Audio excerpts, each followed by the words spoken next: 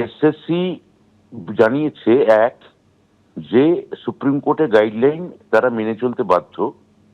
Supreme কোর্টের গাইডলাইনে কোথাও যোগ্য অযোগ্য তালিকা দেওয়ার কথা বলা হয়নি।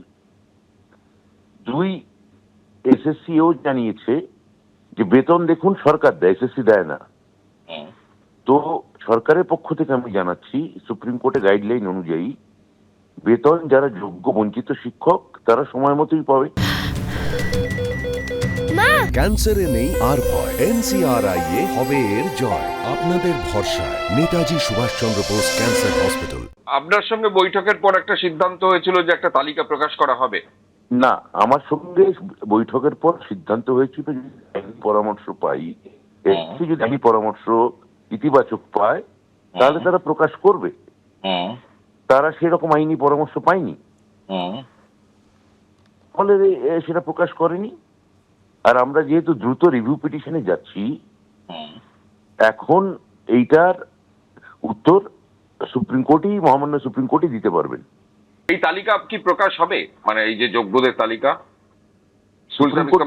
সুপ্রিম কোর্ট যদি অর্ডার দেয় তাহলে হবে। সুপ্রিম আমাদের এখন অব্দি আইনি পরামর্শ অনুযায়ী এসএসসি যেটা জানিয়েছে, তারা এই ধরনের কোনো মতামত ইতিবাচক পায়নি। সুপ্রিম কোর্টের অর্ডারেও কোথাও লেখা নেই যে যোগ্য অযোগ্য তালিকা দিতে হবে। কোথাও আছে কি? নেই। হ্যাঁ, তো এর সলিউশন হচ্ছে রিভিউ পিটিশন গিয়ে আপাতত যারা যোগ্য তারা সবাই মাইনে পাচ্ছেন, তাহলে এই রিভিউ পিটিশন অব্দি অপেক্ষা করা। যারা ওখানে আজকে গোটা রাত ধরে আছেন, জেগে আছেন, রাস্তায় শুয়ে আছেন, তাদের উদ্দেশ্যে কি বলবেন? শিক্ষক যারা চাকরি হারিয়েছেন তাদের উদ্দেশ্যে, যদি ওখানে অযোগ্যরা থাকেন আমার তাদের উদ্দেশ্যে কিছু বলার নেই। আর যারা যোগ্যরা যদি ওখানে থাকেন বলবো যে বাড়ি চলে যান। আপনারা শুনলেন শিক্ষামন্ত্রী যেমনটা বললেন যে যারা যোগ্য বঞ্চিত শিক্ষক সময় মতোই বেতন পাবে। এসএসসি বলেছে যে সুপ্রিম কোর্টের গাইডলাইন মেনেই চলবে, আমরা দ্রুত রিভিউ পিটিশনে যাচ্ছি। এখানে জল ঘোলা করার কোনো ব্যাপার নেই। আইনজ্ঞদের অনুমতি না মেলাতে এই তালিকা প্রকাশিত হয়নি। সুপ্রিম কোর্ট নির্দেশ দিলে তালিকা প্রকাশিত হবে। রিভিউ পিটিশন করা পর্যন্ত অপেক্ষা করার বার্তা দিয়েছেন শিক্ষামন্ত্রী ব্রাত্য বসু।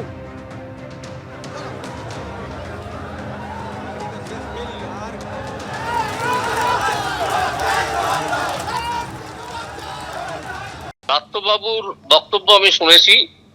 এ সম্বন্ধে আমার বক্তব্য হচ্ছে যে এইটা সেফ, এই এখানে যে শিক্ষক শিক্ষিকারা জড়ো হয়েছেন তাদের চোখে ধুলো দিয়ে, ভাঁওতা দিয়ে ব্যাপারটাকে আজকের মতো কোন রকমে থামিয়ে চলে যাওয়া বা কেটে পড়া।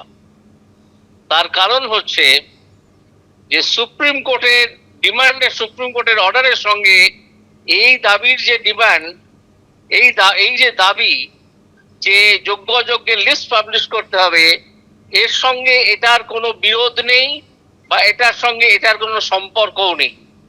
এটা একটা ডিমান্ড অফ ট্রান্সপারেন্সি, স্বচ্ছতার দাবি। মানুষ যে কোনো সময় তুলতে পারে স্বচ্ছতার কারণে। আপনাদের অনেকদিন আগেই, স্কুল সার্ভিস কমিশনের অনেকদিন আগেই যোগ্য অযোগ্যের লিস্ট পাবলিশ করা উচিত ছিল। সেটা তারা করেনি বলে এখন শিক্ষকরা এগিয়ে এসছেন যে এখন আপনারা করুন। এর সঙ্গে সুপ্রিম কোর্টের অর্ডারের সম্পর্ক কি? সুপ্রিম কোর্ট কি কোনো জায়গায় বলেছে যে তোমরা যোগ্য অযোগ্যের লিস্ট বার করতে পারবে না? যদি সে কথা বলতো এবং তা সত্ত্বেও যদি এরা ডিমান্ড করতো, তাহলে সেই ডিমান্ডটা ইলিগাল হতো এবং পাবলিশ করলে তখন কন্টেম্প্টের সম্ভাবনা ছিল। এখন হচ্ছে এটা in addition to the Supreme Court's order. আমি তো শুনেছি আপনারা সুপ্রিম কোর্টের অর্ডার মেনে অলরেডি একটা এজেন্সিকে কাজটা দিয়েছেন যাতে নতুন করে পরীক্ষা করা যায়। তা আপনারা তো সুপ্রিম কোর্টের অর্ডার মেনে চলছেন, চলুন। রিভিউ করবেন বলছেন, করুন। কিন্তু এই যে ডিমান্ড অফ ট্রান্সপারেন্সি, এইটা কেন করবেন না? সুপ্রিম কোর্টের নাম করে, আইনজীবীদের পরামর্শের নাম করে এটা কাটিয়ে চলে যাচ্ছেন। এটা কাটিয়ে চলে যাবেন না। আমি আপনাদের মাধ্যমে ওখানে জড়ো হওয়া শিক্ষক শিক্ষিকাদের কাছে আবেদন করবো, আপনারা রাস্তা ছাড়বেন না। আপনারা স্কুল সার্ভিস কমিশনের সামনে যেরকম ভাবে অবস্থান করছেন সেইভাবেই করুন।